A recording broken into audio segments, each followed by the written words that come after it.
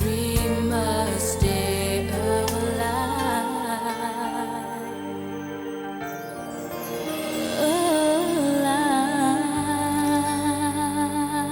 Welcome to our very first special episode of Conversation on Eagle Mountain, a podcast about the tribe. I'm your host, Lance, and joining me on the podcast panel today is Liz. Hello. Hill. Hello. And Sabine. Hi. So for our very first special, which marks the halfway mark of season 1, we fielded some topics from the fandom as well as some topics hopefully of our own. And they are couples that we wish could have happened, characters we simply can't defend, characters who got bad breaks, and then hopefully our rants as well at the end. So let's kick this off with couples that we wish could have happened.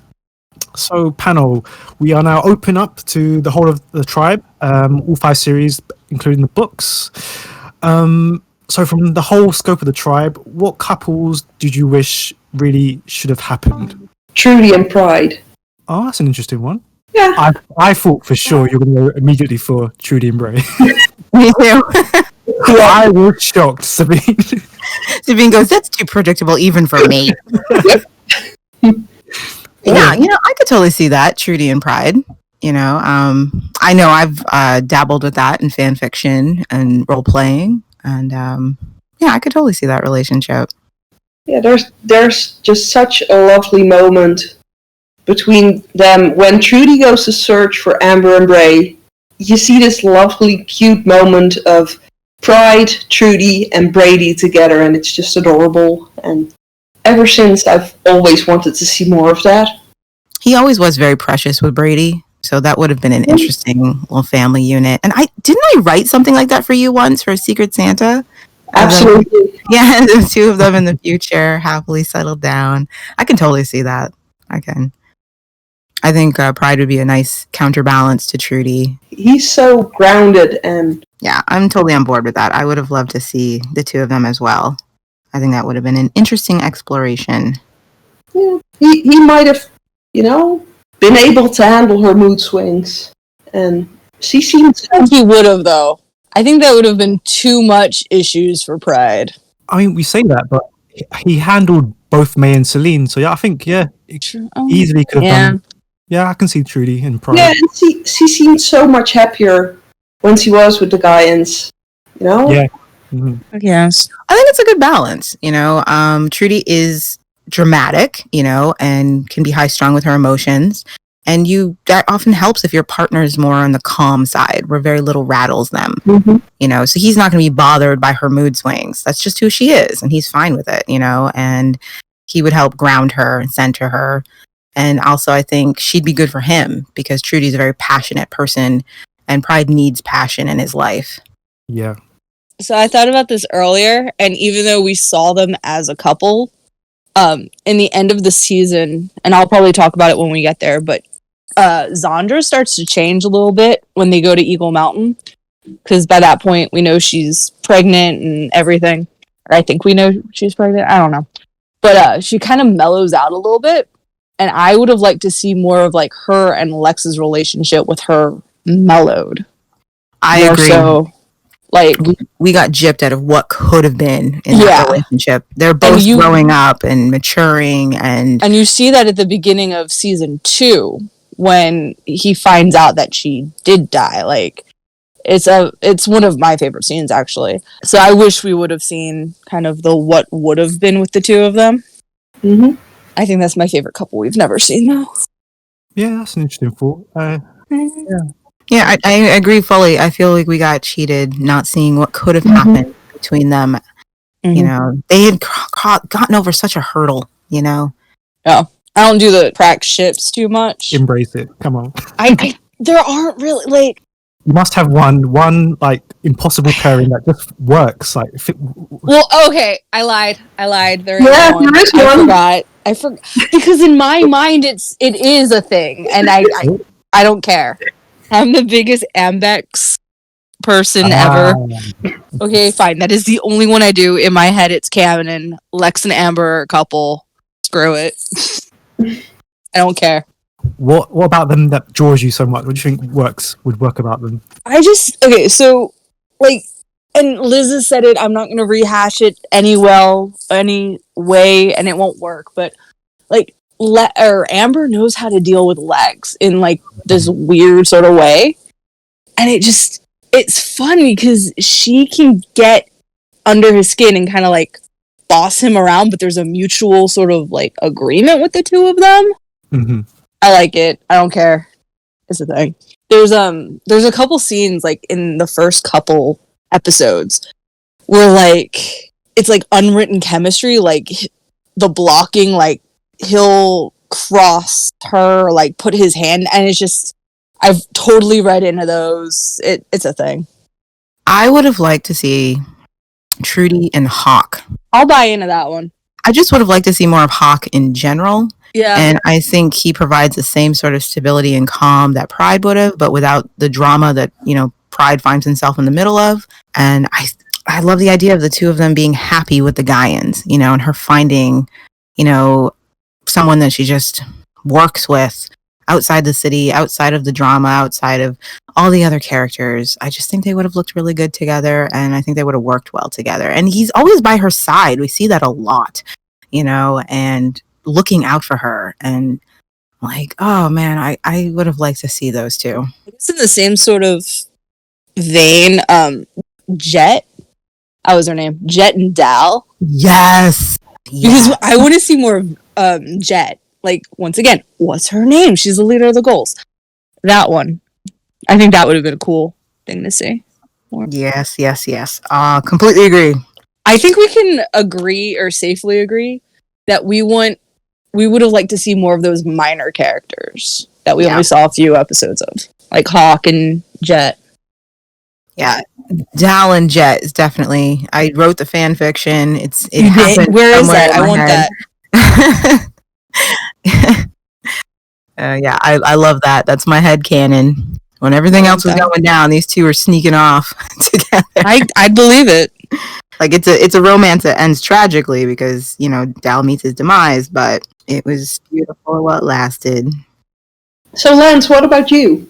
I was thinking about this earlier. I think there's something about Alice and Ryan that comforts me. Yeah. Yes. I like the idea of them. Absolutely. Alice. Absolutely. I think this just would work well. They're both very passionate about protecting people they love. She'd be good for him, and vice versa. I think they just would work quite well. Yeah, absolutely. I'm 100% in agreement with that. They are both full of win and just some of the greatest people you'll ever know. And they deserve a partner who's equally great and wonderful and devoted. But I also love the fact that Alice would add spice to Ryan's life, and and of course Ryan just would bring that soft sensitivity to Alice's. He'd make her feel so beautiful and feminine and cherished, which she totally deserves. And oh my gosh, amazing! That would be fantastic. Yeah. There's one pairing that's still sort of stuck in my head, but that's because I ship Trudy with everyone. And we all say Lex is a whore. No, sorry.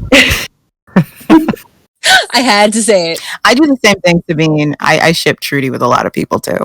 There's just this moment in the last season that makes me want to ship Trudy with Mega. Me too. It's a headcanon thing. I have written the fictions. I even have an out of fantasy story. It has nothing to do with the tribe, where the two of them were soulmates in the before, and then they just didn't find each other. And Mega's last thoughts before he dies is that, oh my gosh, she was here the whole time, and I forgot all about her. And oh my gosh, I'm with you. And we have a stamp of approval there because Mega agreed on that. I'm trying to see it. I mean, Trudy had a thing for guys that were a bit evil. But she is a bit evil. Oh, did I say that? You said that out loud, Bill. I did say that out loud. Sorry. No, but hey, that might work, Evil and evil.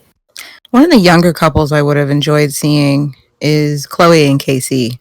I really enjoyed their tug-of-war dynamic as children, and I thought they had a stronger friendship than he had with anybody else aside from Lex.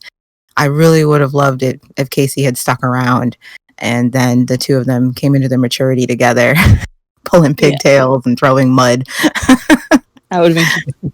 We saw a lot of Casey, but it's characters that didn't have like a fair shot that we want them to be happy. Like I would have liked to see Casey be happy with someone. So yeah, I can't think of any other couples that I would have really loved to have seen. Okay, let's flip the conversation a little bit. Let's think about couples that you wished never would have happened. Sasha and Amber. I've said it. You wish Bray and Trudy hadn't happened? Jay and Trudy. Oh, okay. I was like, sorry. Jay and Trudy should not have happened. Bray and Jay- anybody. No. Jay and everyone. I was going to Jay and everybody. Right. I will say that I do enjoy the movies that James Napier has made. I like him. Don't like his character. Couples we don't like. I guess a couple I would have preferred not to see, not because I have a problem with the characters, I just didn't buy into their relationship, would probably be May and Pride. Yeah. It just never worked for me. I mean, granted, the show was smart to show that it wasn't a love match and, you know, the whole Pride dug himself into in that relationship. But I never saw it between the two of them. Yeah. Didn't think they worked. Yeah, I'm going to come out and say it. Say it. Ned and Alice. Yeah. I never liked Ned and Alice together. I thought he dragged her down. I don't think he brought anything meaningful to their relationship. And yeah, I don't really particularly like Ned, but as a couple as well, he didn't really do anything for Alice. I didn't like Ned also feels like one of those void characters, though, that they just kind of stuck in to fill a missing piece and never really. I don't blame them for this. Like, never came into his own, but we got rid of him when we needed him to get rid of because he was awful. Yeah, I agree. I don't think Ned brought much to Alice. Like, Alice makes him a better person. She brings out a lot of good in Ned. But, I mean, granted, he did make her feel good. He made her feel happy. So there's that. And I can't write him off entirely because of that. But I often felt like she just got saddled with Ned. Yeah. And I never liked that feeling. Like, what, Alice can't have a premium choice guy? Why did they just throw Ned at her? I didn't really enjoy it. That's the thing. For me, it always felt like that was the first love kind of thing. And Alice could have done so much better, but that was like the guy who was willing to give her attention. So why not? Even though it was not a good relationship. To me, that combination kind of feels like it should have been Ryan, you know? Mm-hmm. Yeah. Like, even, okay, so you can see why Alice was interested in Lex. But there was like, they tried to make like Ned this proxy, but there was nothing in Ned that reflected like Lex to kind of show that attraction that she felt for him. It just, no, I didn't, never bought into it. It always felt like Alice was settling for him. Yeah. Mm-hmm. That's what I was trying to get at. And then she found like, okay, there's some cool things about him, you know, why not? You know, and I always thought she deserved better. And I do wish we had had more time to get to know Ned. Because I do think that his development was interesting with Alice. But again, I felt like she was doing more of the work in making him a better person just by merit of being in his life. And he wasn't bringing anything to the table really except empty promises to Alice. Oh, I have another one. Jack and Ellie? Yep. See, I think they did work. Yeah. But then when the whole Luke scenario did sour my opinion of the couple, but yeah. Yeah. I'm on the fence. I personally think Jack and Ellie are the most realistic depiction of young love growing up together. That's kind of how I always felt, too. You know what I mean? Like, they meet, they're like, 13 years old, and they have that first flush of adoration and puppy love, and then life gets real, you know what I mean? And your attentions change, and you don't expect that to happen when you're that young, and Ellie falls for someone else, you know, and I love the way they find their way back to each other. It's just very realistic. Like, by the time they get to their happy ending, it felt earned, you know, like, get to watch these two grow up together. You know, they are very different at the end than they were when they were young because they're not little kids anymore and have a stronger idea of what it is to love someone. And so I really enjoyed watching Jack and Ellie, even if they're not my favorite couple. I thought they were depicted very well. I think it was one of those rare, healthy relationships in the tribe. Very realistic. Yeah, very healthy, very realistic, very organic. Yeah, that's kind Props of to Jack and Ellie. Good job. I don't know. I just often felt bad for Jack. You know, Are they technically the longest relationship in the tribe? I can't remember. Yeah, probably. pretty sure. Later, an hour, in like 2 hours, I'm gonna be like, oh yeah, I hated this couple. All right. Yeah. And no one has mentioned Sasha in his list. Wait, hold on. Wait, no.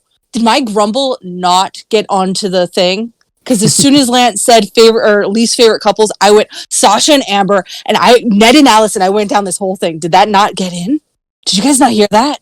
Okay, I'm going to fight you on that one because I thought Sasha helped bring joy to Amber. Yes, he did. He helped alleviate all the pressure that was on her shoulders, and he helped open her up to a different way of life. I think they were never ultimately going to work because Amber is way too focused on trying to build something within the city rather than run away. But it was a couple that was needed. It was at the right place at the right time, and I think Amber and Sasha, for the time they were together, it worked. I have another one. Moon and Pony Joe. They weren't a couple. Weren't? He wanted her, but she didn't want to be with him. That's what that was all about. They were never a couple. Oh, okay. It just seemed to me like a very toxic relationship. Well, it was, but they weren't a couple. He wanted her and was passive aggressive and emotionally manipulative because he couldn't have her. But she straight up says, that's the problem with our relationship. He wants me. I don't want him. It's just that simple. We never actually see them as a couple. It's been years. Cool. Okay, let's move on to our second topic. Characters we simply cannot defend. Okay, panel. Which characters absolutely drive you insane? Java. I was going to say Java. Absolutely. I just think she is a very sorry excuse for script padding and a waste of character. And she's just not enjoyable to watch. She finds no joy in life. She's just a miserable person. I don't give a damn about her motives. Again, no hate towards the actress. She did her best with what she was given, and she's awesome. But I just hate the character of Java, and she could have been done so much better. She's just a paler, poorer imitation of Ebony, and I'm just like, you weren't necessary ever in the story. And I mean, even the way they killed her off, they knew she was unnecessary, and they gave her an unceremonious death. And the only reason they tried to pretend there was anything between her and Ram is so that somebody would be sorry she was dead. I can't. I hated that. Yeah. I can't with her. I can't. Kudos to the actress. You did your best, baby. But you got gypped. They wrote you a terrible character to work with. Yep. Yeah, I agree. She's just one of those characters where, like, I'm so glad I've never had to write a fan fiction and make her work in it. You know, I'm so glad you're dead and I can continue the story without you, lady. She's just poorly written. Duh. Like, you did not need to exist. Yeah. In like every fan fiction I've read, there's a lot of massively heavy backstory in order to make her kind of work well. I can't. Yeah, I agree. She's just wasn't written well. Yeah, sorry. Yeah, your fans shouldn't have to fix the character for you just so that they make sense. Like, you guys dropped the ball there. Speaking of characters I cannot defend. Jay. Jay. Thank you, Sabine. Yes, Jay. Oh, Jay. I hate Jay. I'm just going to say it. I absolutely hate the character of Jay. Like Hill said, I absolutely love James Napier. Researched a lot of his work for the site, but as a character, Jay was absolutely terrible. He was a proxy for Bray, and he brought absolutely nothing to the show. I hate him, sorry. I'm just going to say it. No, Lance, I am with you. I swear I wouldn't piss on his gums if his teeth were on fire. I hate Jay. And the thing is, I don't even hate the fact that Jay is diabolical and evil and probably a psychopath. I don't mind that. That's fine. If you want to make a character that way, that's fine. But my problem with Jay is that the writers don't realize they wrote a horrible person. They want you to think he's a great person. They rationalize and excuse everything Jay does through other characters. Okay? And that he is so covered in character shilling. It is, I don't know how he moves. Like he's armored in it. Everything he does is excusable. And sometimes it just feels like it's because he's beautiful. Everything you guys always say about Bray, he's the golden boy, he can get away with everything, he was spoiled. I'm like, you're describing Jay. You realize that, right? That's who you're describing. You're describing this guy who has no empathy, no remorse, is absolutely shameless in how he treats people. And is used to it. He's used to getting away with it. For Pete's sake, the only reason Ram picked him was because he had a pretty face. He was good PR for the technos. All right. He knew, I'm going to send this guy out there and he will get away with everything we do because he's gorgeous. All right. And it worked because there were a lot of young fans in the early days who thought Jay was great because he was cute and they forgave everything he did.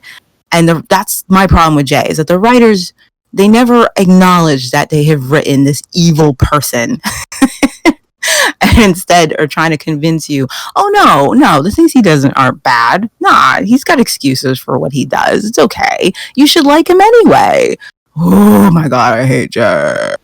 Even Bray gets called out more for, Bray gets called out all the time.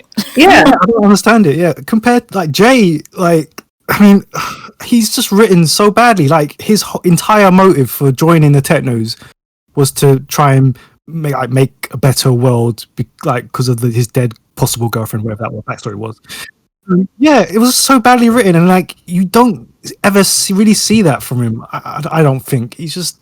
His actions do not meet what he says and what his motives actually are. They keep trying to say he's a good person and he's got good reasons for doing what he's doing. But everything Jay does, it just disproves that. He is not a good person. He is a horrible person. And stop trying to convince me otherwise, because I'm not 12, writers. Okay. No, I wasn't ever 12. I was a grown woman.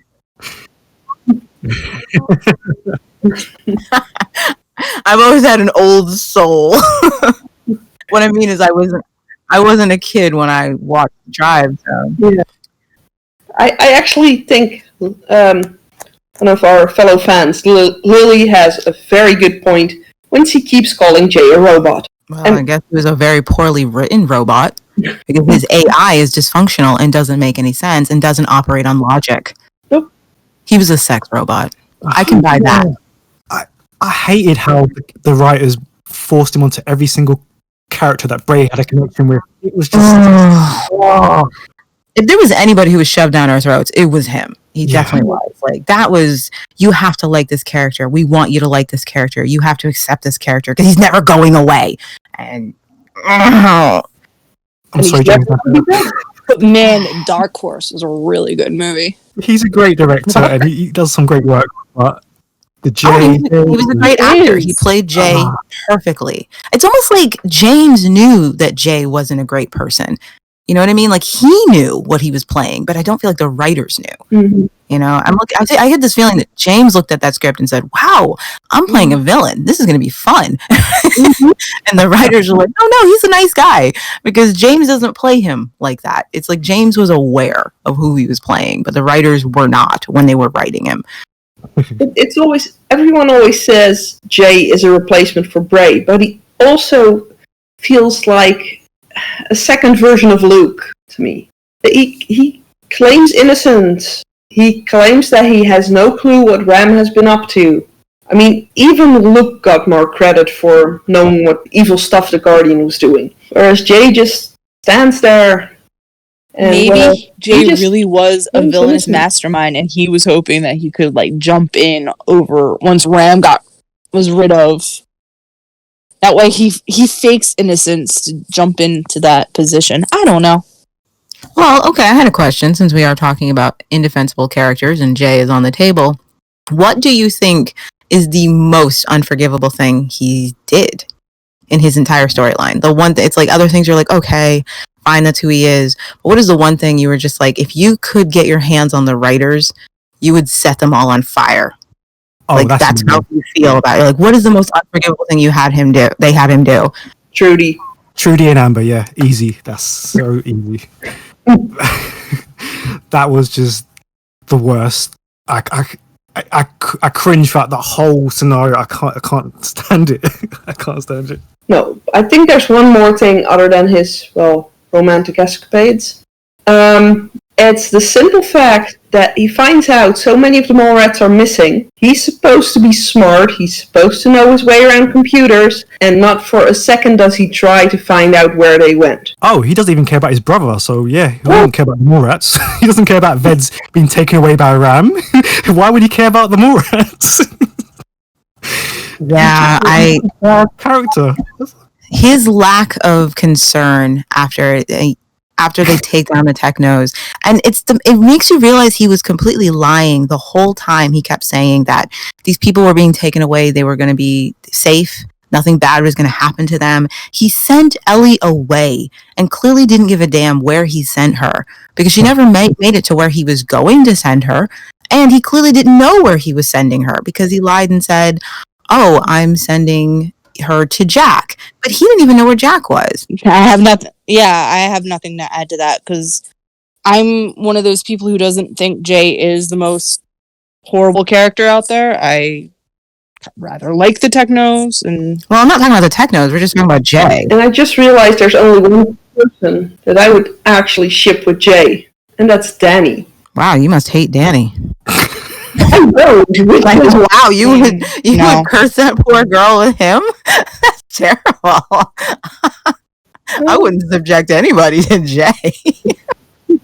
That's just cruel right there. Nah, he'd knock sense into him. Oh man, Danny might be a fit punishment for him, though. I'd like to see Danny take him to task. Mm-hmm. Just whine his ear off. Put your powers to work, Danny. Can you just imagine? I mean, he says similar things to what C does with her Bill of Rights. I want a better world. I want this. I want that. We should do this. We should do that. And then he doesn't do anything. Danny's at least proactive in what she believes. Mm-hmm. She wasn't all talk. Hey, maybe she might have nagged him into stuff. I would have liked to see her drive him crazy, though.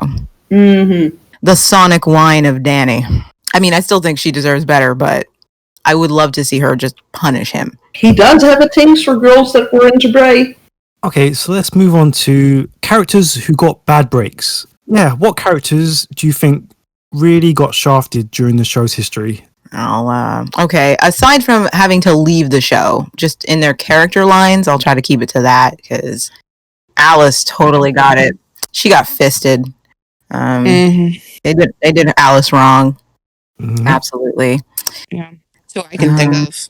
I mean, there are characters who I feel like they got it bad because they had to die. They were like killed off, but that's likely because they had to leave the show. So the writers couldn't control that. Because I would definitely say like Zandra, but Amy clearly had to leave the show, so they had to kill her off, but I feel like the character got screwed. Like, what?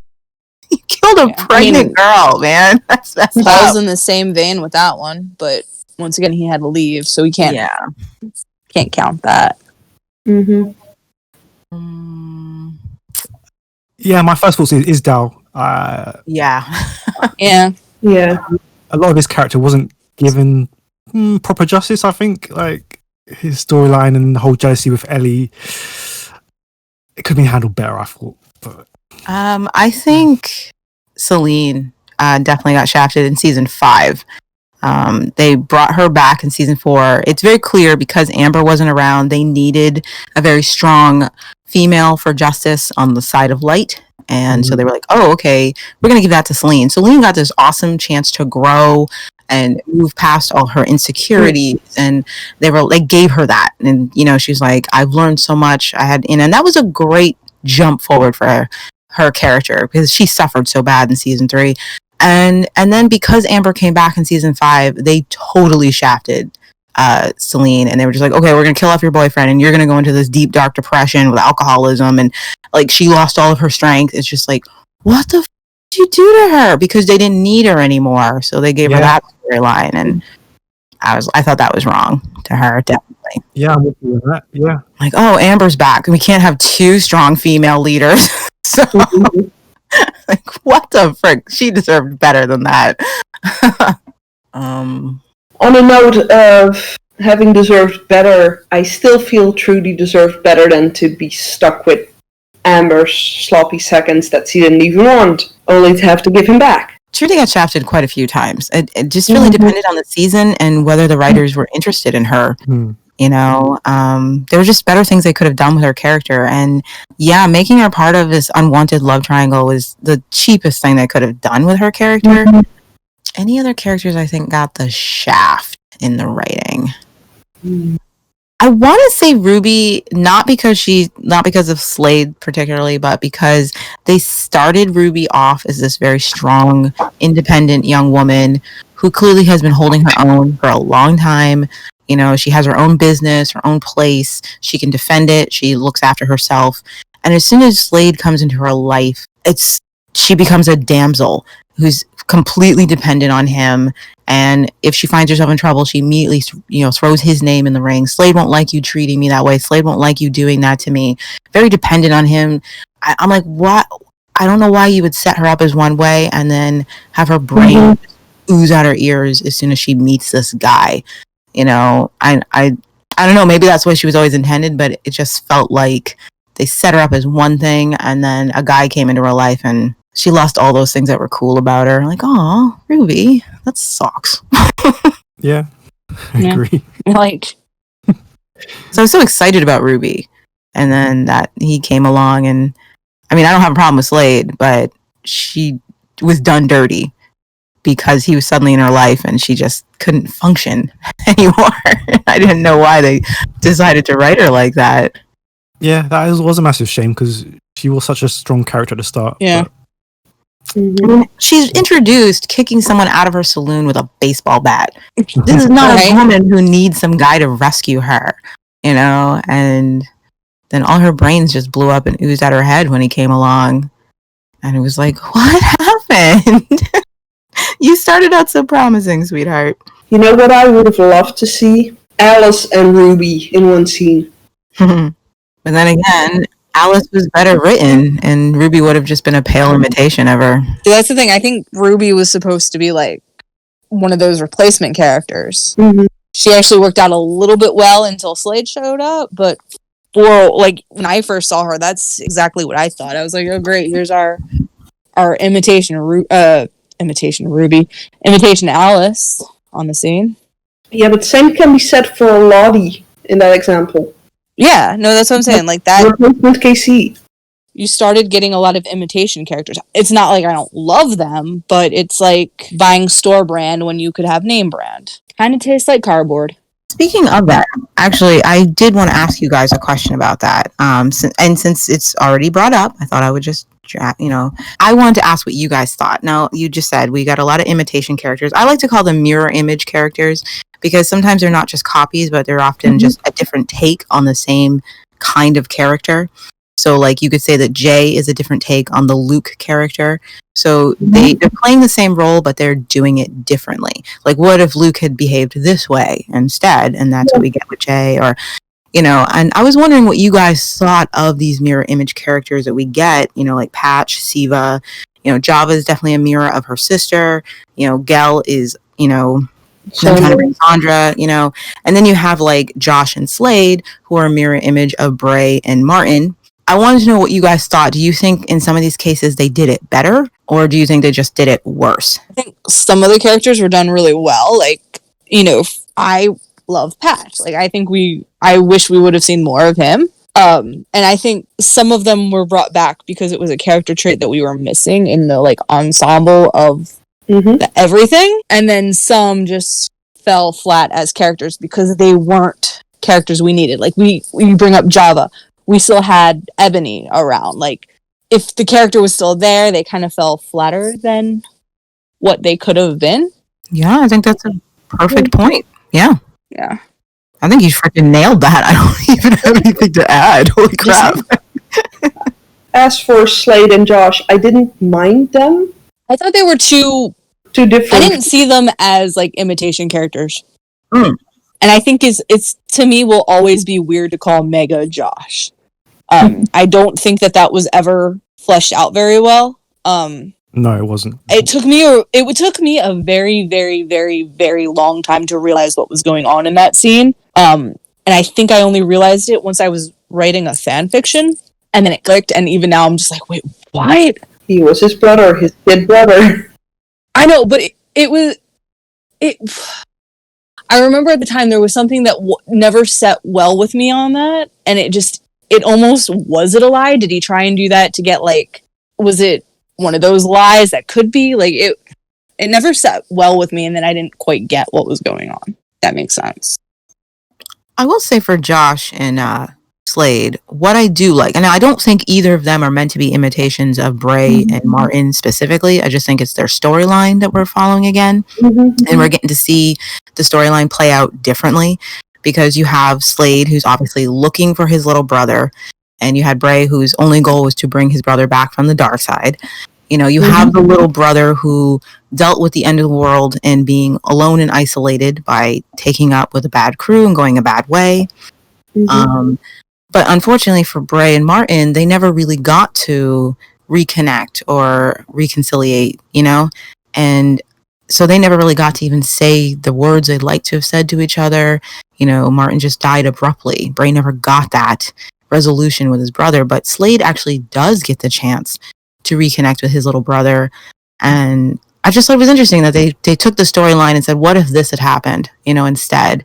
And when Slade dies, the brothers are together and he goes in peace. He died sacrificing himself for Slade. And I did think that was just kind of cool. Yeah. You know, a different take on the same storyline we saw. Yeah. I don't think they did a bad job.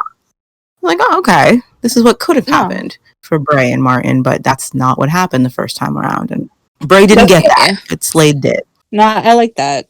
I did feel bad that they had Josh die in the end, though. Just because you like Mega and Trudy. Yeah. I'm just saying, let's just call it what it is.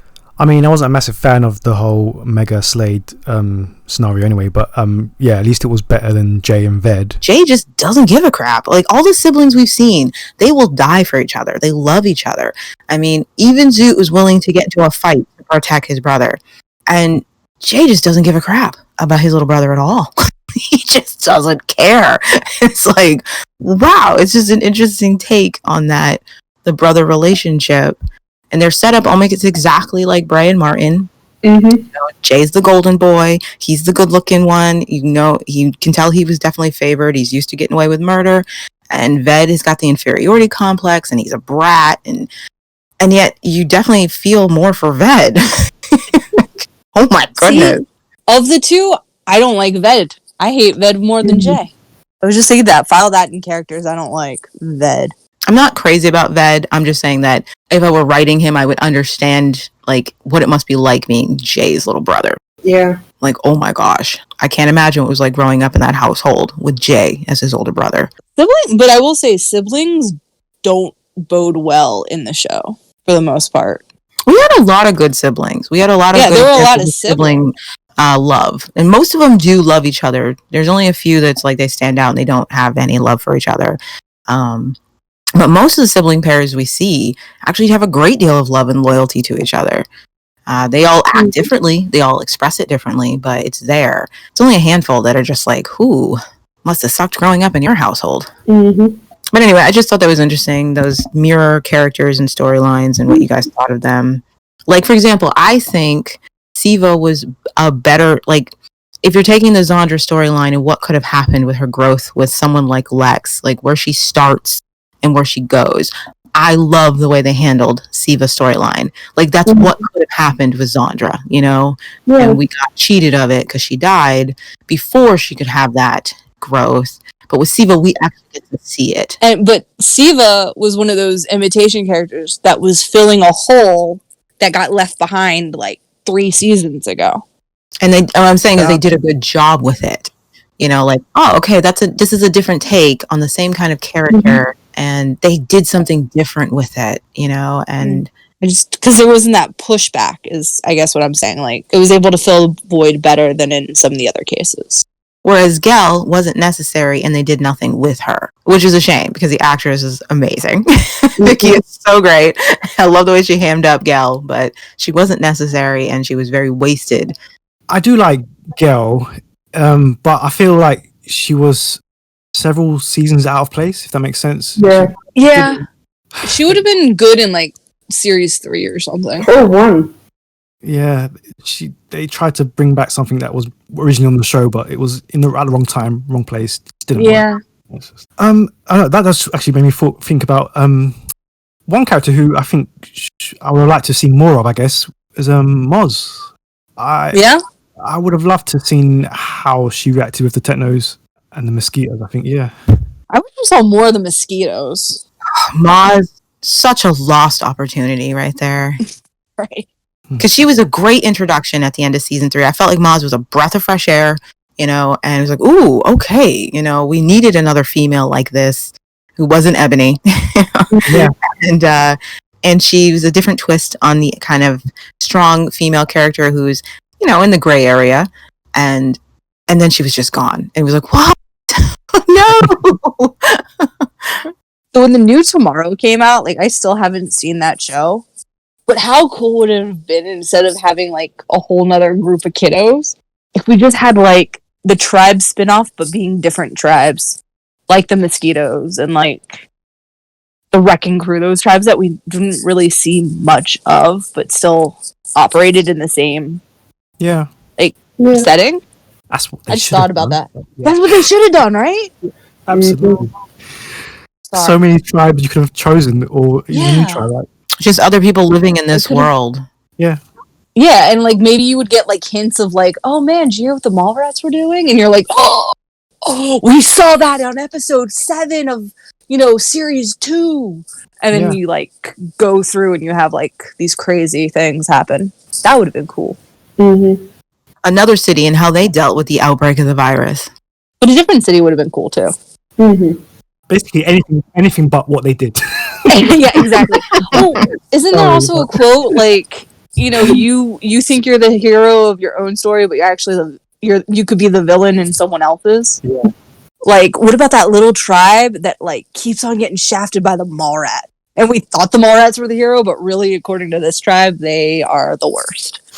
That would have been cool too. There's one thing about the new Tomorrow that annoys me so much is that they used the same names in the books. Because I thought that's what it was supposed to be. Like, the setup. I don't know. I haven't watched it. Yeah, the books are kind of slowly setting up for the new. It's a little bit. Sorry, Ray. It's a Meta. Sorry, Ray. We're gonna edit this out. No. I desperately want to connect them too, but yeah, stop. Sorry. Stop.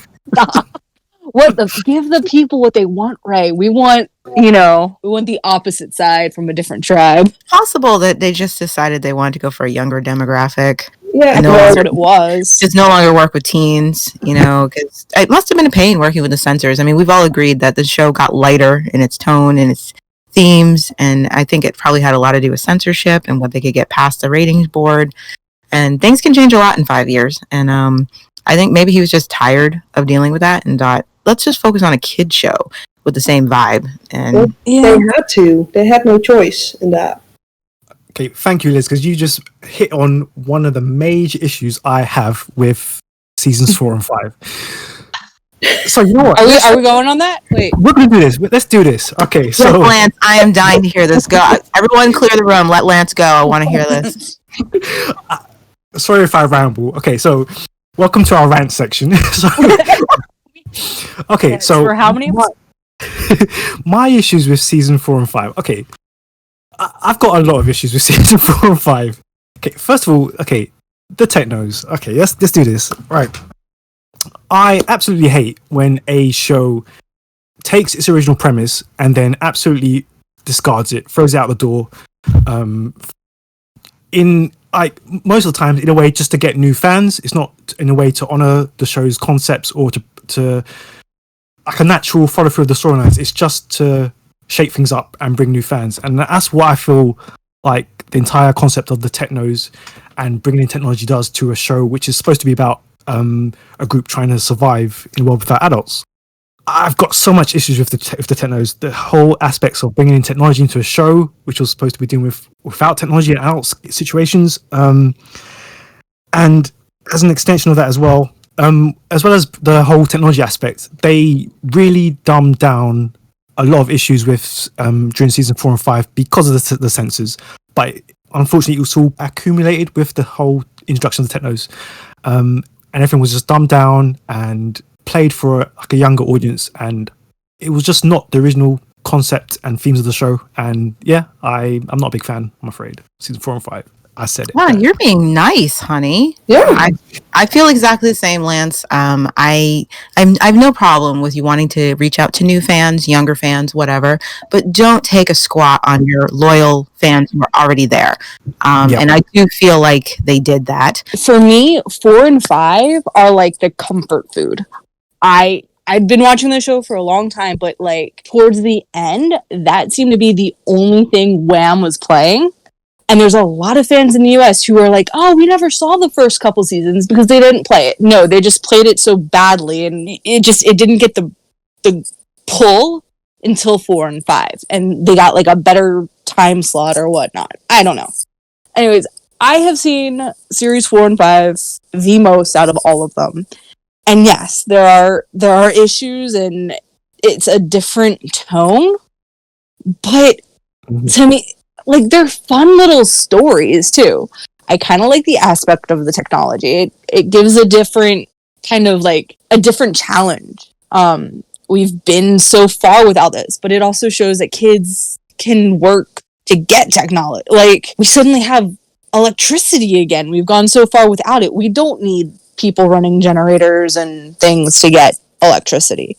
But yeah, to me, 4 and 5 are like the comfort food.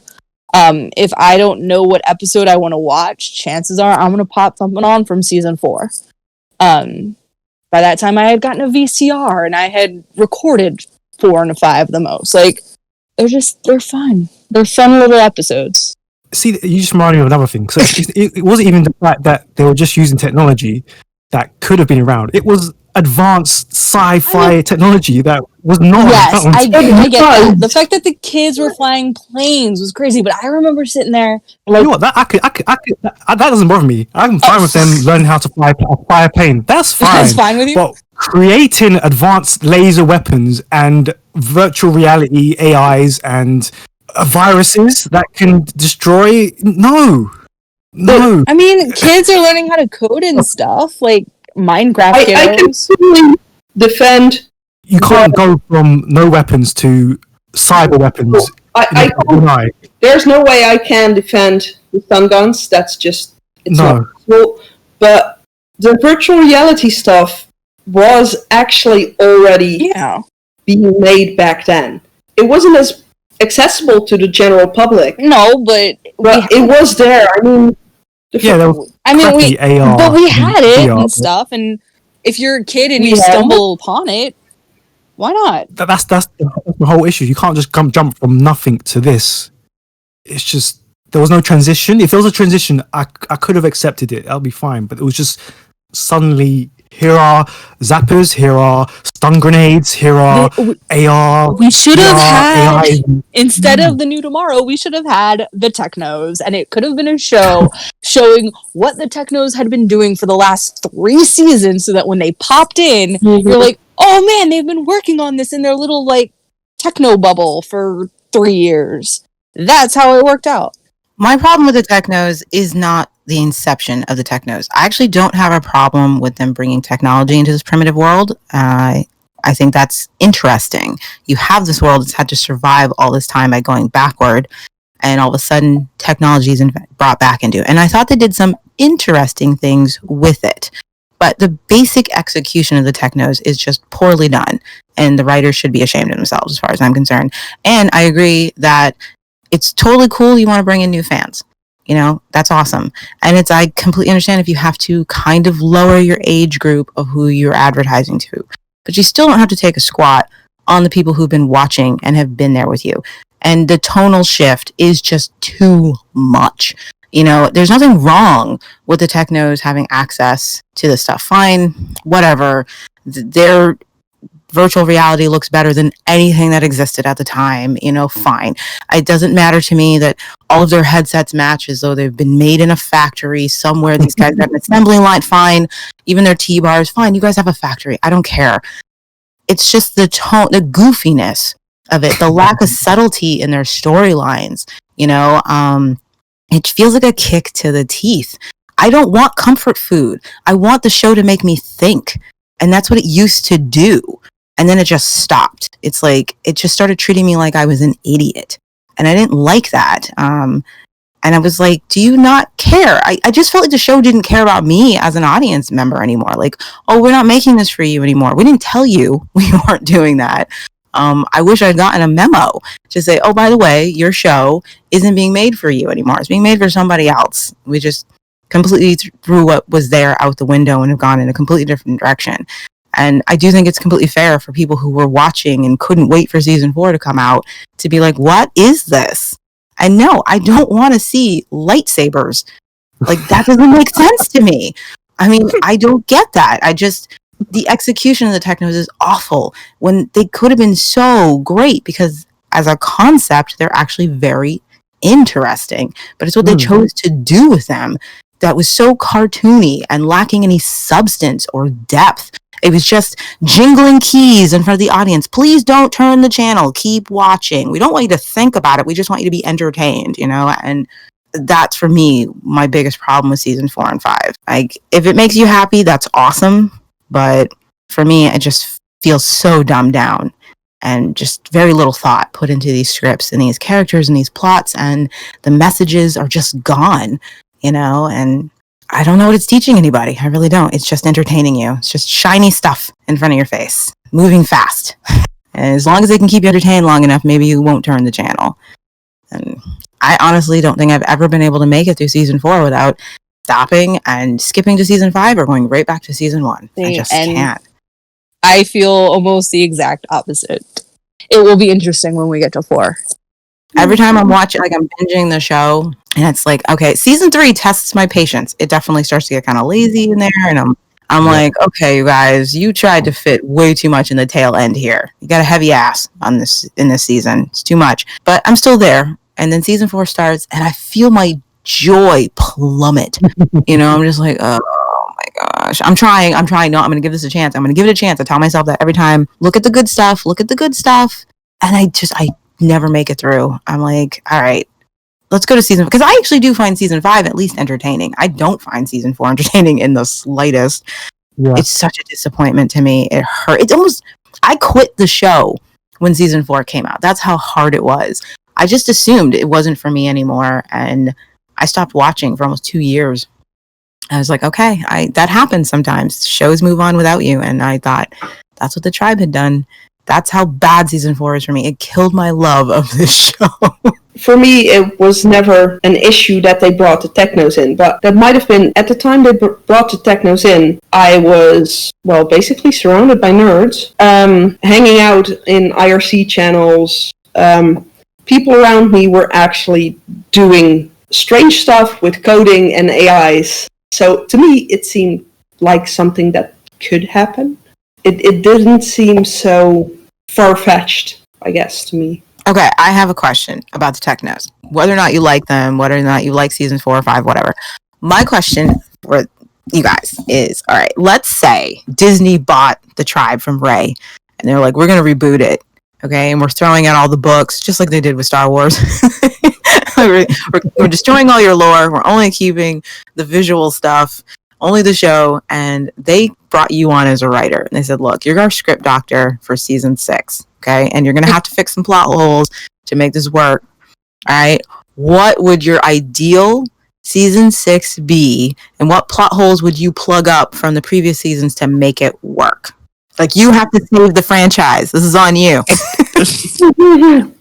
I would have at least found the island where they were keeping Alice and Casey prison. I actually wrote a fanfic on this. It's kind of half written, and I can't remember the line, but there is a line, the Guardian talking to Lex too, when he says they're coming, the true bringers of power and chaos. I never thought that was the Technos, for one. So I developed this idea where there's another bad tribe that's been kind of underground, and it deals with like what happens to Casey and Alice and Bray and all of that. And I kind of want people to still read my fan fiction, so I'm not going to go into it. Is that fair? Can I do that? Oh yes, you can absolutely plug your fan fiction. Okay. I'm just saying there's a fan fiction. It's kind of half written. It's fully written, but it's not up anywhere because it is kind of my baby. I've been writing it since like the show ended. But it deals with kind of everything that happens and where people go and how they all get back together. And to me it's kind of an interesting little thing that happens. But yeah, there's another tribe that comes in that kind of pulls ideas from the Chosen, but not quite. I can honestly say that when the show ended, my ideal season 6, I just wanted to get back to basics because I loved the first 3 seasons so much. And so I did write a season 6, and they basically go back to scratch. You know, they have to start over someplace else. They're reunited with lost friends, and they go back to that tribal life that I'd always liked and the basic survival of it and building a society. That was my ideal season 6 back then. I can honestly say now, so many years later, that if I were to be given carte blanche on a season 6, and I admit I wanted to ignore the technos before. I made it work, but I did not want to explore them any further. I feel differently now. I would want to fix them. I'd want the technos to make sense because, again, I don't feel like they were the worst idea.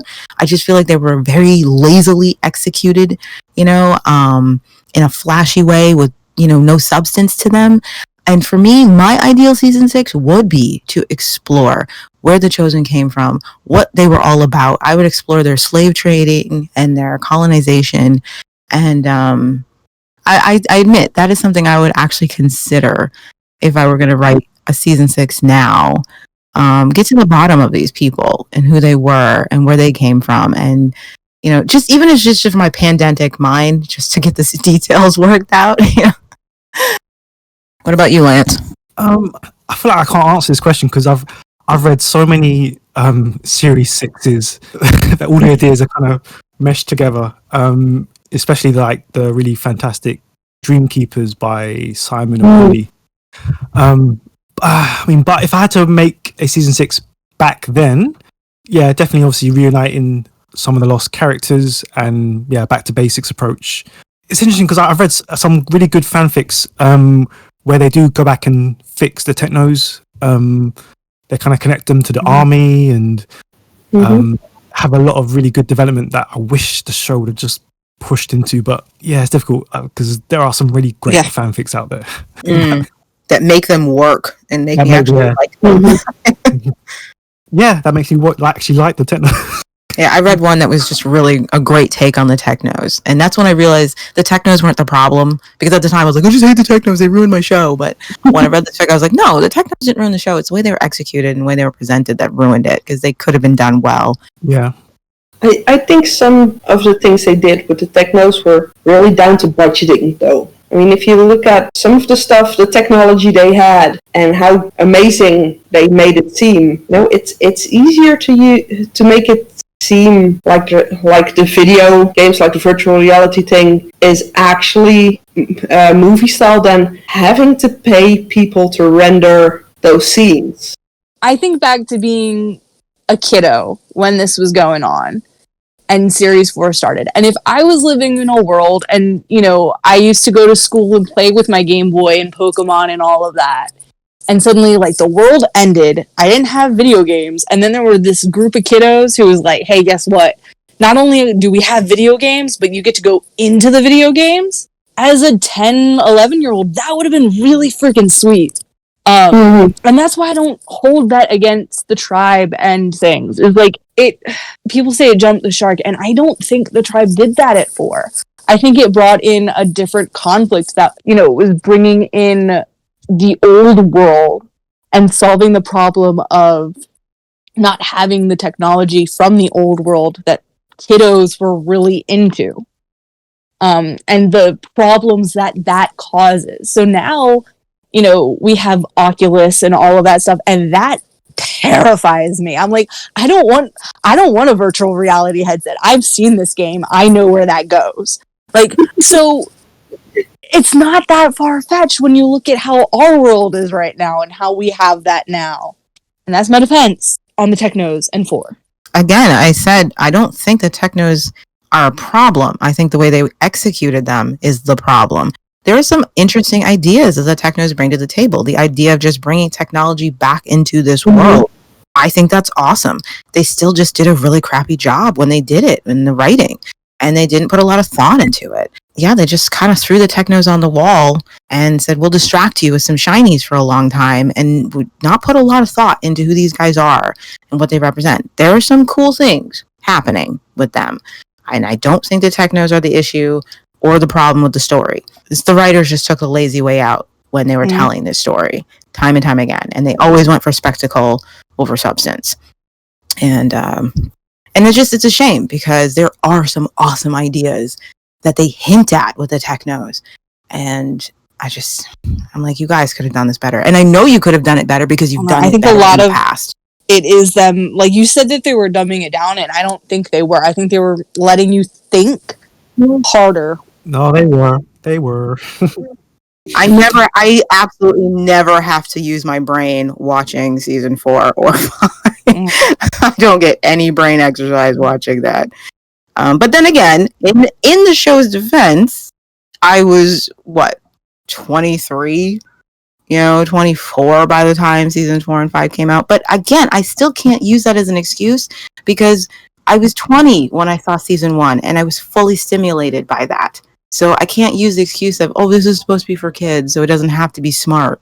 You know what I mean? Because the show proved it could be smart, even for kids. And I'm cool with them trying for a new audience. I just don't know why they had to crap on the old audience. But yeah, to do it. That's why I think I'm in the minority, is I'm old audience that actually likes the new stuff. Yeah, same. Here's a good challenge you guys might like. All right, I want you to pick something you absolutely hate about the show. And it can be a character, it can be a plot line, it could be an entire season. You hate it with the fire of 1,000 suns, okay? If you were a firefighter, you would not rescue it from a burning building. You know what I mean? You hate this aspect of the show so much that you want to punish its children, all right? I want you to think about this, and once you've got it in your head, now I want you to find something good to say about it. Ebony Spider. You hate that with the fire spiders. of 1,000 suns. Come on, Sabine. I mean, something you truly hate. Come on here. Get serious, Sabine. Hey, okay. You have to really hate this, Sabine. I really hate Sasha. Hi, my name's Hillary. Hi, Hillary. I really hate Sasha. It's just like an AA meeting. I really hate Sasha, but one good thing about him is he played like a sociopath really well. These freaky baby hands. No, I'm not sure I should. Okay, come on. I don't really like series 3 because I thought The Chosen had already run its course, and like by the time 3 walked around, like we were done. I at least was ready for other things, but I guess there's some good moments. I can't think of any right now, but there's some good storylines in there. I think my favorite costume is in series 3. I can't remember though. Okay, I'll go. All right. Everybody knows I hate season 4. I do. I do hate it. But again, I don't have a problem with other people enjoying it. Thanks, Liz. If it's for you, that's awesome. But I just can't. I'm glad you found joy. I wanted to, you know what I mean? But I will say this for season 4. I think the concept of the technos is very interesting. And even though I find season 5 more entertaining and like more tolerable, I will say the acting is better in season 4, way better. I don't know what happened in season 5. I don't know whatever happened there. Subtlety went completely out the window in season 5. So I still enjoy the acting. I still enjoy the performances. And I still think the set work is good. Production value is fine. Some of it's comical, but most of it's still very good. And I will say this, even though I do prefer season 5 to season 4, I kind of feel as though the writers were still taking the show a little bit more seriously in season 4. I may not like what they did. I may hate it. I may fight them to the ground over it. But I will admit, I still feel like they put more effort into season 4 than they did season 5. Even though it didn't work for me, I still feel like they tried harder in season 4. And I can respect that, absolutely. I can totally understand that it's more interesting. There's a lot happening. And again, if it wasn't for the execution of the storylines, I think I would just enjoy them more. But I'm picky. I'm a story snob. What can I say? And yeah, so, and it doesn't include the stupid Jay, Amber, Trudy love triangle. So that was definitely a plus. So, and you know what I like about season 4? I will say this. It is interesting seeing the complete shakeup of the tribe. We have people who just disappear. We don't know if we're ever going to see them again. People are separated from each other. And I did kind of like that. Because the tribe is having to function without the usual members there to help them function. And so other people get to step up to the plate and show what they can give to the tribe. And so that's interesting to see. It needed a shakeup. All right, Lance, have you thought of the thing you hate, but you can say something good about it? I'm still thinking. You know what? Okay, for as much as I hate season 4, I do enjoy that they gave Meryl Cassie more to work with. I'll say that. Yeah, that's my one highlight, I guess, of season 4. Yeah, you had to dig deep for that, didn't you? This whole time, Lance has just been digging. It's got to be I something. think it's so hard. That's probably the best thing I can say. I don't know. That's why I love talking about this with you guys. Is because for decades, it's been just like me with my own series, and then now I get to talk about it with other people in real time, and I'm not like putting it out on the internet and like I hope someone responds to this, and then waiting 3 days. Like, Yeah, I know what you mean. I really enjoy this, and it's too. kind of hard. Because I can write an essay and put it out there and say this is my point of view. But, okay, Sabine, have you thought of something better than the spider? Don't disappoint me, Sabine. I still want to kill the spider with fire, you know? It's cute. But so one part of the show I really, really disliked was the second half of season 3. Mm-hmm. Yeah, I can understand that. It's the whole Amber and Trudy get kidnapped again, and Bray's reaction to that just, it ruined Bray for me. Drunken Bray not making decisions and not fighting for the woman he loves. So now you have to think of something good to say about the second half of season 3. If it's a thing you hate, you got to think of something nice to say about it. Yeah. Sabine, did you not understand this assignment? Was Yes, the question that hard? It was. Oh, you like The Guardian, didn't you? I like The Guardian. Okay, thank you. I like The Guardian. I just hated the fact that Bray responded the way he did. I was fine with Ned getting killed off. Give The Guardian props for that.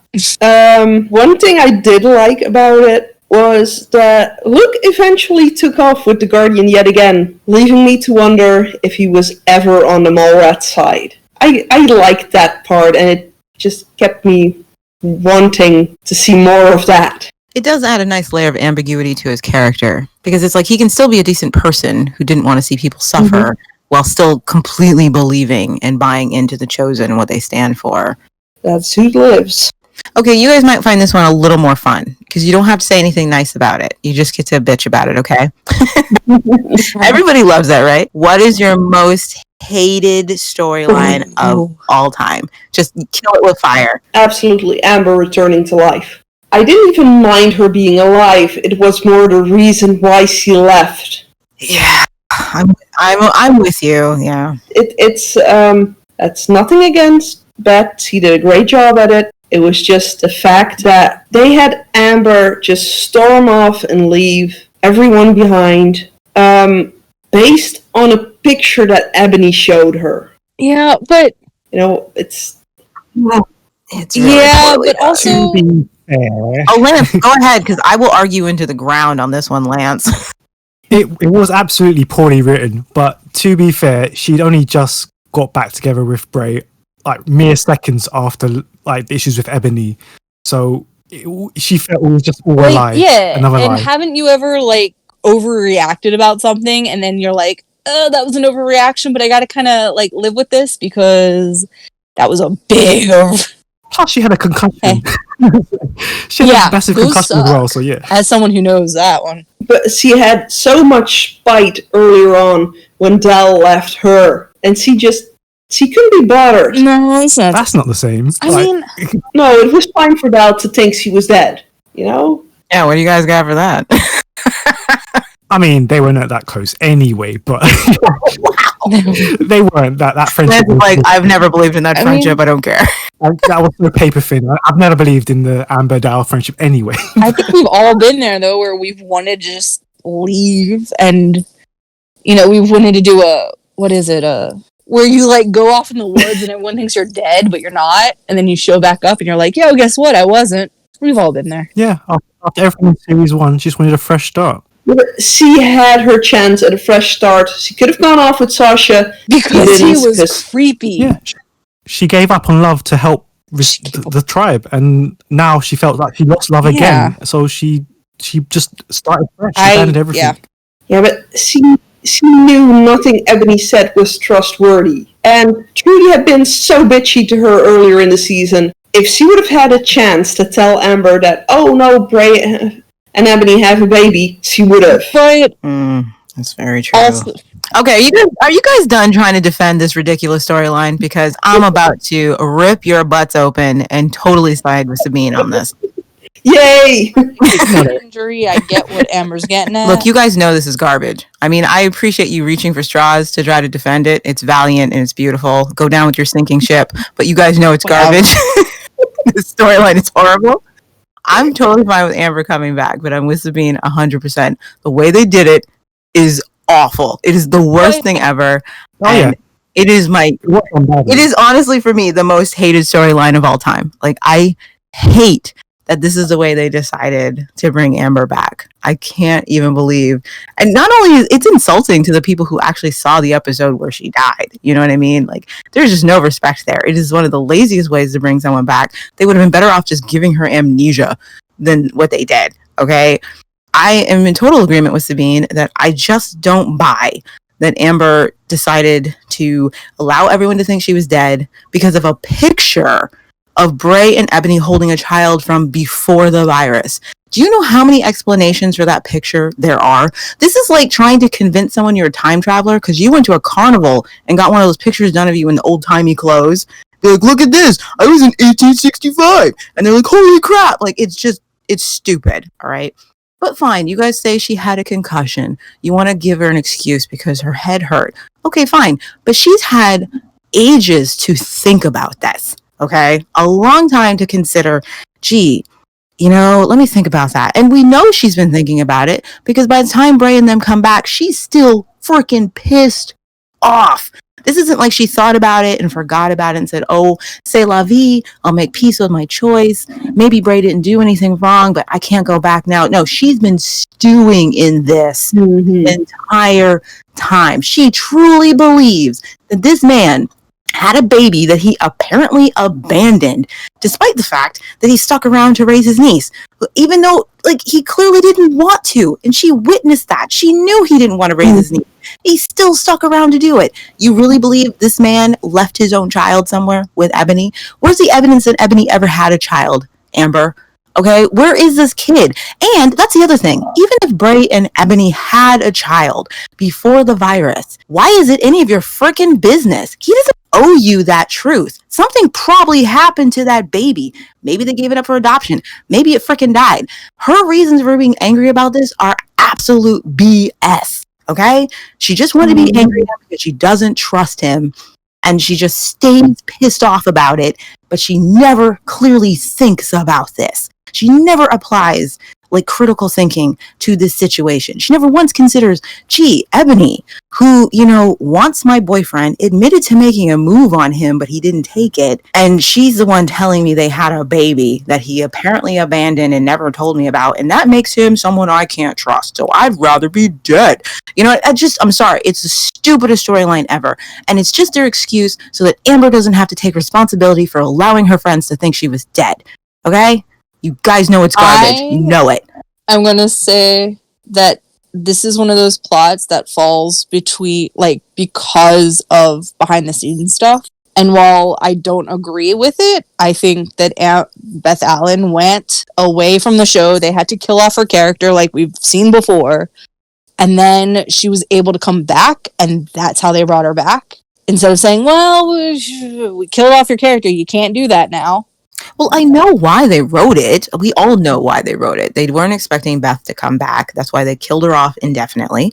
And then she was back. And I'm just saying they could have done it better. They did a crazy, terrible job. At least we got, like, the ends kind of justifies the means, I guess, at this point. Like, I can allow it because we got Beth back. And we got Amber back. Like, that's kind of how I've looked at it over the years. I don't like the Amber we got back, though. No. I know this is hard because I really do love Amber. But I don't feel like the Amber we got back is the same. Like, Amber season 1 is a person. She's got flaws. Mm-hmm. And, you know, she's just real. She's very fleshed out. She's not always right. She gets things wrong. She's trying her best. And I love her. You know, I love her to pieces. I feel like when she comes back, she's not really a person. She's like the legend of Amber. He'll remember you said you don't want to speak ill of the dead. Like, when Amber's dead, people speak really highly of her. They never talk about her flaws. And they never really talk about the things that she did wrong or she didn't get right or whatever, you know. They only think positively of her. And they like to say a lot of the times that if Amber were here, this would be better. She would do it better. They only think about the good stuff with Amber. And when they bring Amber back, that's one of the few, that's like the only thing they really focus on in her character. She's no longer allowed to really mess up, you know, or when she does, they always justify it, you know. And she doesn't feel like a person. She feels like this perfect spectral being, you know, and it makes me sad. I don't like who they brought back. She gets credit for everything Danny did in season 2, even though she wasn't around to do those things. Danny was supposed to be Amber. You know, like, the writers just kind of forget Danny ever existed. Danny is the reason the Mallrats accomplished the things they did in season 2. Like, Amber was awesome in the mall, but she didn't do anything for the city. You know, she wasn't around for that. But Danny was supposed to. I get that, but the thing is, Danny existed, and you can't pretend she didn't. Amber was gone. Danny is the one who did those things. You can't suddenly give all of that credit to Amber and pretend Danny never existed, but that's what they do. Mm-hmm. All of a sudden, everyone in the city knows Amber's name. Why would they know her name? The only time anyone in the city ever saw Amber was at the tribal gathering, and she got shouted down. She wasn't anybody in the city, so why was she having a big shot in season 3? You know, it just doesn't make sense. I don't like who they brought back. It was the magic trick of hoping that you would forget that Amber was, or like they try to replace Amber because she wasn't supposed to come back. So they put in Danny, and then Amber comes back. I never forget.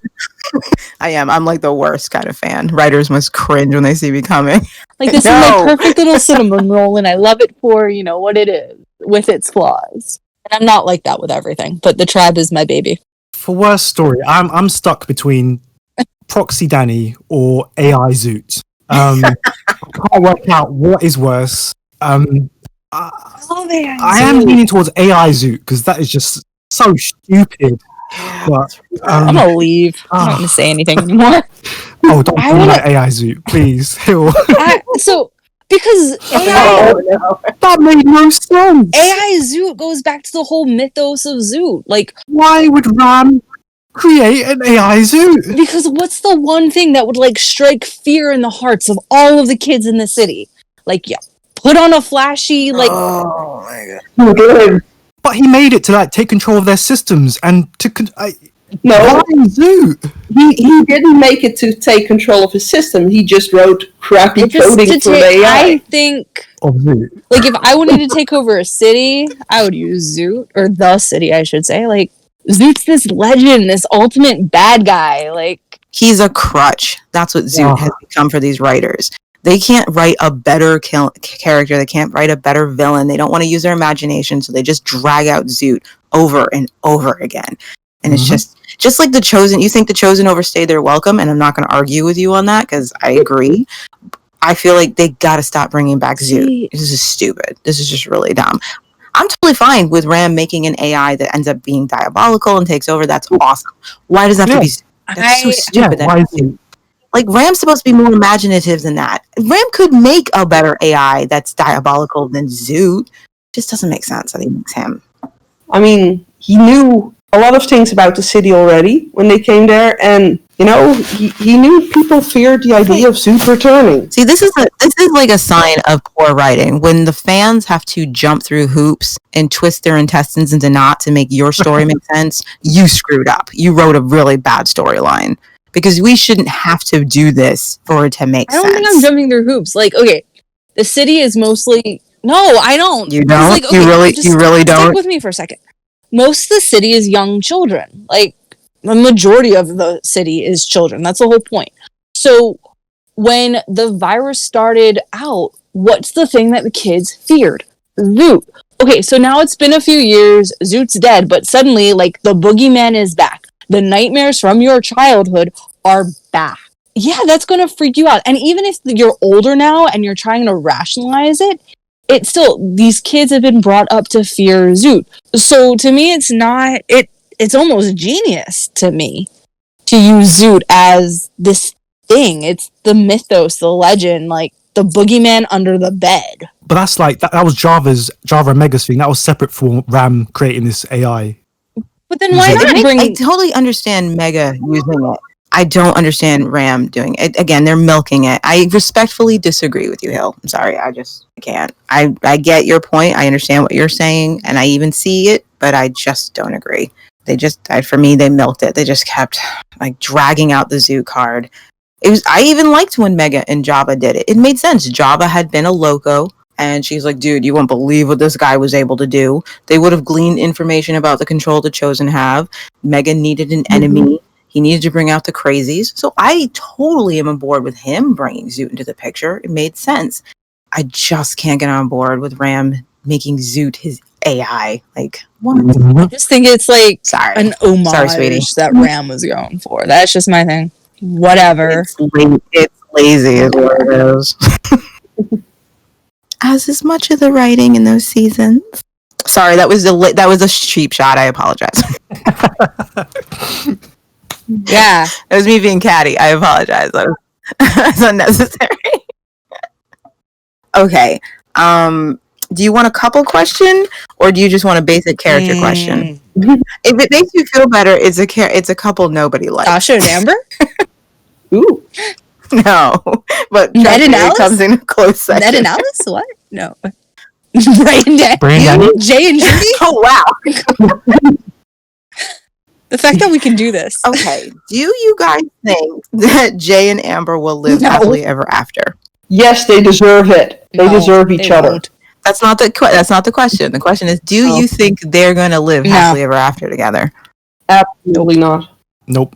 It's just waiting until another good-looking girl with a pulse comes along, and off Jay goes. Yeah. If he runs into Danny, they're done for. Okay, you know what? You reminded me. The fact that he still wears his techno costume.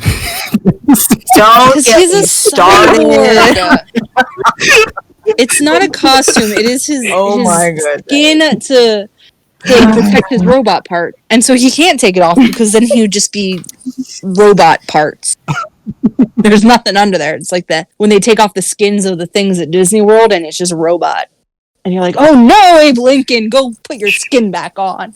Like the skin melts off the Terminator.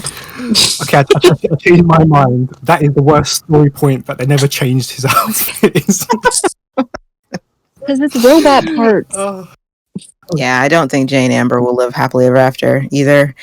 Watching him break down each of these women until he gets the one thing he wants from them, and then he's bored and wanders off and starts like a serial dater. Systematically working on ending this relationship and working on the new one as soon as he gets what he wants from them, you know. And what did he want from Amber? He wanted her to give up her integrity, and she did.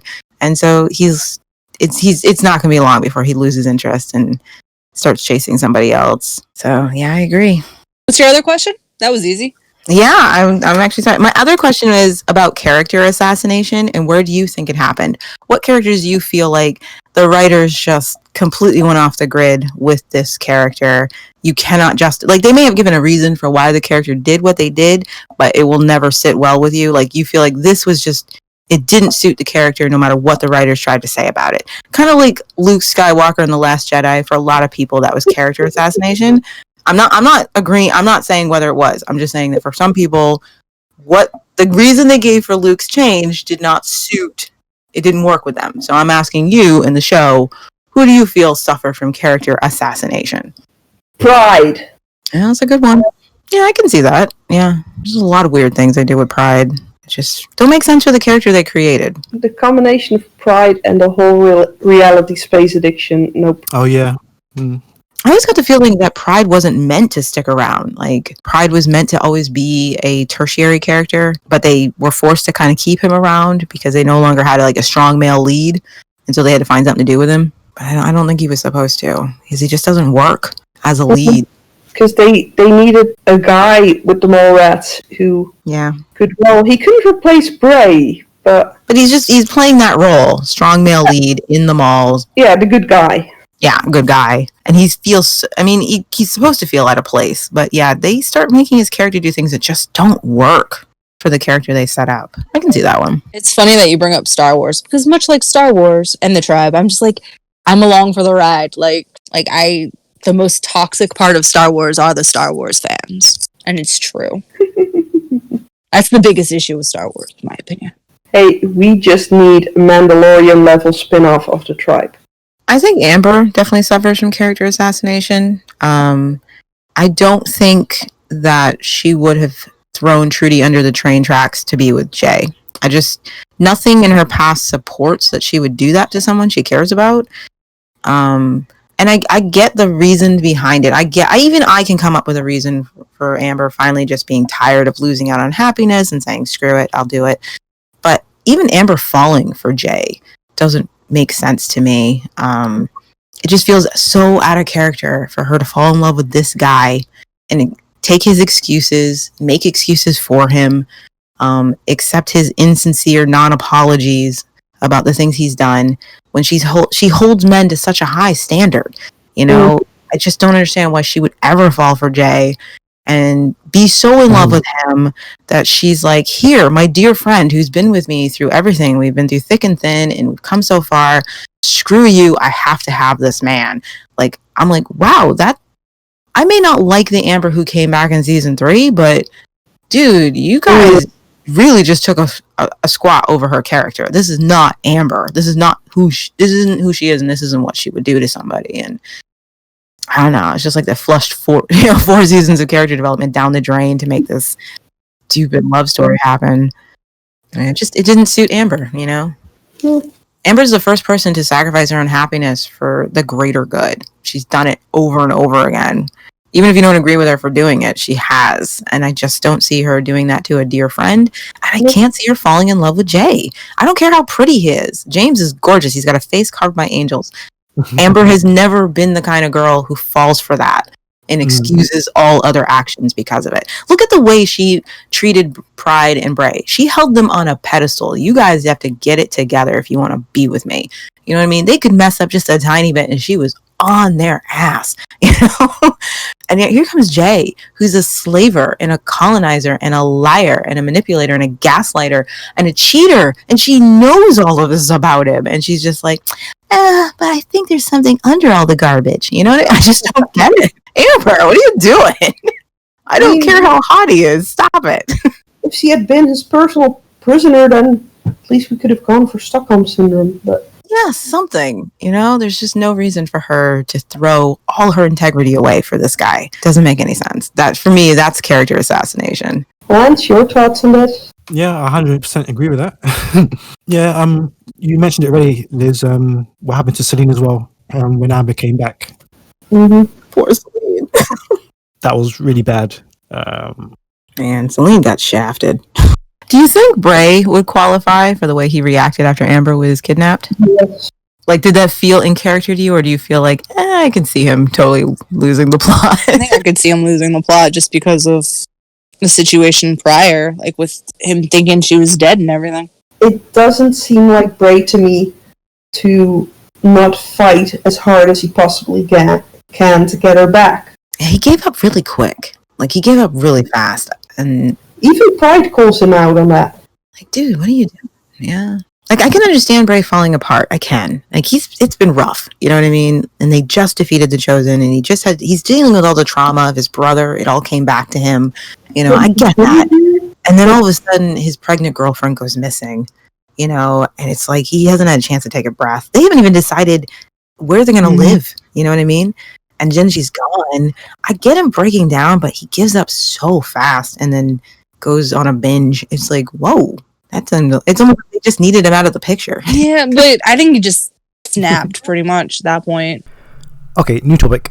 What's the one standout moment throughout the entire 5 series of the show? What's your best ever moment that's happened? This is super easy. It is when we've got 2 people who may have been exposed. What's going to happen? And then Chloe says, Patsy's my best virus too. And it's happening. Everybody's holding hands, and Amber's like, whatever this is, we are going to make it through this virus again. We're going to die. Even Lex and Bray hold hands, and I'm just like, each other. And Yep, no arguments there. That is like the iconic best moment from the show. It just sums it all up. Yeah, I agree. I think the same question got posted on Reddit. And I said basically, how can you choose just one? There are a lot of good moments. That's a pretty good one, but like it's hard to pick one. But I'm always like that. I can't pick one ever. Like if we're oddly specific, like I know my favorite costume. Well, I have 2 favorite costumes, but like give me something more specific. What's my favorite moment in season 1? It's a brief like little scene right when they're coming off the mountain and Lex has just gotten a motorbike and he's like waiting for everyone. I like that bit. I really like the paint fight in series 1. It's a fun like moment. I think one of my favorite moments is, or at least one of my favorite scenes, is when Ebony lures Trudy to the Chosen Lair, and Trudy is just so, kind of trusting of Ebony. So the moment she's reunited with her daughter, and then the fear in her eyes when everything goes wrong. You evil witch. Oh, yeah, man, that's a betrayal and a half. Mm-hmm. You know what? I think a close runner-up for me is actually in season 1, and it's Lex bringing Ebony and the Locos to save the Mallrats after Top Hat has left them to die either of burning, dehydration, or smoke inhalation. And the music is playing because these guys believe they've had it. They can't get the grill open. The boys are trying so hard. You know, they got everyone low to the ground because of the smoke, and it's hot, and they can't breathe, and they got no water, and they think that's it. And then they hear the siren, and it's kind of scary. They're like, what does that mean? I mean, it can't be worse than what we're already going through. And in comes Lex with the fire, like the fire thingy, and the music swells, and it's such a great moment. Because they thought he was dead. Like, Lex, you got to be a hero. Bravo. I like the whole plot to kill the Guardian in series 3. That was cool too. Like when they're staking out and like Ebony is in the robes and everything. I'm like, what's the password? Like that sticks out. That's like the only thing about series 3 I can think about. I like all the virtual reality stuff. Like I know you guys don't, but I think it's fun to see the different stylized thing, like the lightsaber battle, and it's a different take on stuff. It's kind of cool to see. It's definitely a reflection of how they see themselves. I'll give it that. Because of course, Ed and Ram would see themselves in a lightsaber fight. Or like, you know, even if you like Buffy the Vampire Slayer, you know, there's the musical episode. Like, I like when shows have that one like stupid musical episode, and you're like, why are you doing this? It makes no sense. But then you do it, and it's just kind of like, okay, whatever. Like, good for you guys for having fun for once, and just seeing like different stylized stuff that we don't get to see. Like, it's fun. What about you, Lance? So you said the season 1 moment already. Season 2 is definitely the first episode, the conversation between Bray and Lex just felt so emotional and real. What do I care about the tribe? Right? You could feel that. That was really Yeah. good. Season 3, mine's... Oh, yeah, season 3, when you first see the Amber reveal. Oh yeah. That was quite dramatic. That's a good one. That first looking up and seeing her with the feathers, that was dramatic. 4, I've not got one. And season 5 is definitely the conversation between Amber and Jay when she calls him out and the technos and all their use of euphemisms when she discovers that Bray is deleted. That was such a really well written scene. Yeah, who took them? You took them. Yeah. I remember my season 5 actually. I like Ram and Lex and Liberty. Oh yeah. It's just like it's so out. It's not really out of character, but to see them working together, like with the whole casino and everything, is just I like that. Them working together for like a seedy reason, but it's great. I will say my favorite scene from season 2 would be the double wedding, and I really love how it is paired with Ebony's attempted assassination from The Chosen. Mm-hmm. I just think that's so brilliantly shot. Like you just keep snapping back and forth between the happy couples, and then you have the singing crew, smiles, dimples, and teeth, living it up, and in the background you have Ebony being stalked by the Chosen van, you know, and I just thought that was awesome. And Patsy had like lured her there, and it's a great episode, great way to end it. And Yeah. Ebony's scream as she gets thrown into the harbor is awesome. It's really well done. Great scene. Season 3, I really like when they defeat the Chosen, when they disarm the bomb. It's a lot happening in that episode, and I really do enjoy. Like I like what Trudy says to people, like, you know, I've let fear rule me, and if we keep letting it rule us, you know, we are never going to be free of the world we're living in. And it's just a great power moment for her, and Ebony and like Alice and Ned are trying to tunnel out, and they get Casey out, and a great triumphant moment. You know, and Bray pretending to be his brother, and he looks freaking awesome in that Zoot makeup. Go Bray! You know, it's an awesome moment right there. Everyone cheering, you know, and just the fact that they won't leave. They're like, "You guys leave the bomb. We can't disarm this thing." And they're like, "We're not leaving you." And it's a great scene. Do I have a favorite season 4 scene? I'm gonna try. I'm gonna be fair here. Believe it or not, I really like the first episode. I there's a lot of great scenes in season 4, like on their own, by themselves. They're good scenes. I even like that one where Lex is fighting Siva as a gladiator. That's actually like it's kind of cinematic, you know what I mean? Like there's something kind of cool about it, you know.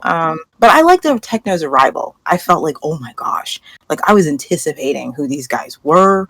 I love how their entrance is fantastic. It's actually really brilliant. One of the better ones ever. Great introduction to a tribe. Foreboding. It gets your blood pumping for the rest of the season. You can't wait to see what's going to happen next. All these people are missing. What's going to happen? The music is new and different. Everyone's looking to the sky as freaking paratroopers are falling out of it. That was expertly done. Really well handled. Season 5. Do I have a favorite scene? Honestly, I kind of think Mega's death, even though some of it's a little goofy with him and Ram fighting an artificial Zoot, I do like the heart behind it.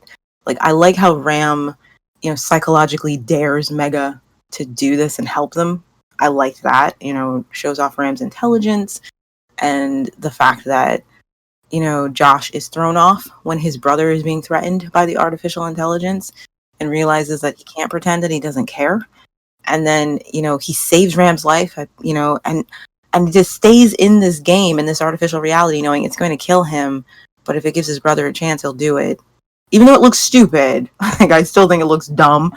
I do like the thought behind it, like the idea of the scene. And I thought that was cool.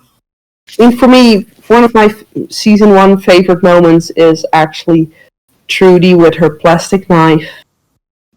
Can't help it. It's just... You would say it. Well, it's between that one and come anywhere near Bray or Brady and I'll scratch your eyes out. But, and well, I simply love Trudy as Supreme Mother. I can't help it. We knew that one too. The moment with Bray on the fire is just... That's a stellar scene. I was always thinking Trudy's thought bubble as he's trying to talk sense into her. And her thought bubble is like, yes, but you wouldn't give me the D. You have to burn. And then, well, I like the moment when Danny holds the crossbow to Bray. She had a good introduction. Yeah, That was a she classic introduction right there.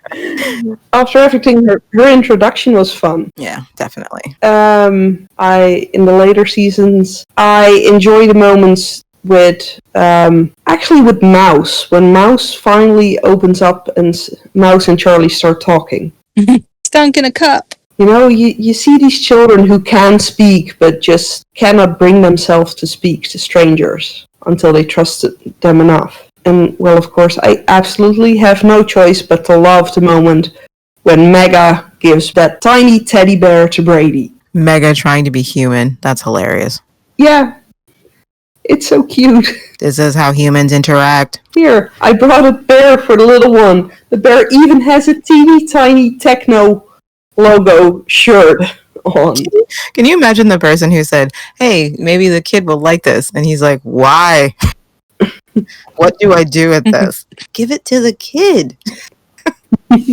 True. Because you know he didn't come up with that on his own. A teddy bear t-shirt with a techno logo on such short notice. Because everything's branded with the technos. Only Like, the technos would have. They would totally have merch. Absolutely. yeah, it's like the Apple Store. Like everything has to have the logo on it, so you know that you paid a premium for That's this. totally Ram's idea. So thank you, panel, for our mid-season special. We will see you next time for episode 27. So until then, bye. Bye. Bye. Bye.